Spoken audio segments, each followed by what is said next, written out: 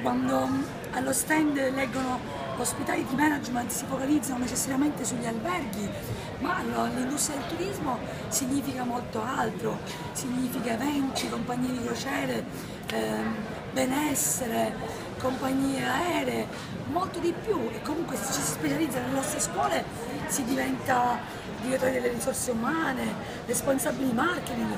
Diciamo che la preparazione è molto più ampia di quello che si potrebbe pensare approcciandosi allo stand.